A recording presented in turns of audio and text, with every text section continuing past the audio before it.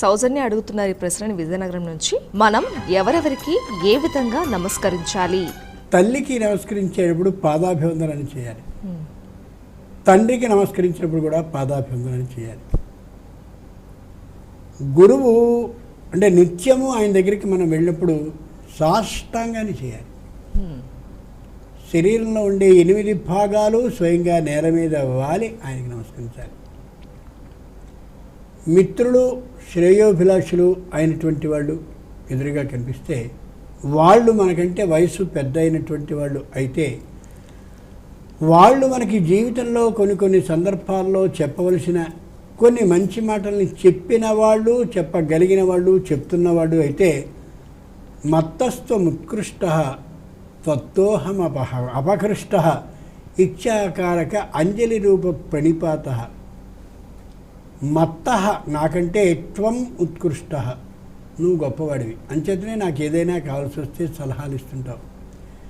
త్వత్త నీకంటే అహం నేను అపకృష్ట తెలిసిన వాడిని కాదు, అంచేతనే నువ్వు చెప్పేది నాకు బాగా నచ్చి నేను పాటిస్తున్నాను. ఇది ఆకారక అభిప్రాయపూర్వక ఆ అభిప్రాయాన్ని తెలియచేస్తూ అంజలి రూప ప్రతిమాత. ఇదిగో అంజలి అంటే ఇది, అరచేతిని ఇలా పెట్టాలి, దోషుల రూపంలో ఇలా నమస్కరించాలి. ఇలా నమస్కరించడం ఒక విధానం చేస్తుంటాం. ఇలా నమస్కరించడం ఏదైతే ఉందో అది నిజమైనటువంటి ప్రణిపాతం అంటారు దాన్ని. ఇలా చేయాలి. గురువుకి సాష్టాంగపడాలి, తల్లిదండ్రులకి పాదాభివందనం చేయాలి. అలా కుడి ఎడమ ఇలా మార్చి చేయాలి. ఈ విధంగా చేయాలి.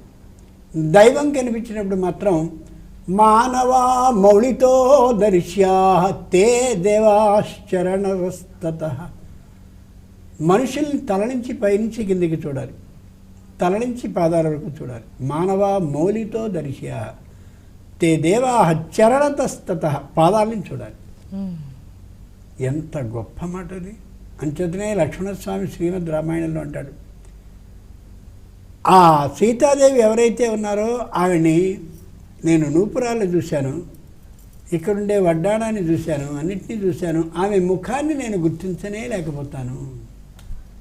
అంటే అసలు సీతమ్మ ముఖమే చూడలేదా? అది కాదు, చూడదలిచినటువంటి విధానంగా గుర్తించి చూడడం అనేది సాగలేదు అని అభిప్రాయం దానికి.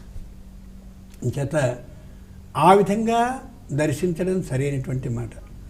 ఆశీర్వచనాన్ని అపేక్షించేటటువంటి వాడు ఈ చేతిని ఈ విధంగా ఉంచి ఆశీర్వచనాన్ని అవతలవాడు చేసే తీరులో అతడికి నమస్కరించడం సరైనటువంటి విధానం. ఇది చెప్పబడ్డ నమస్కార విధానం.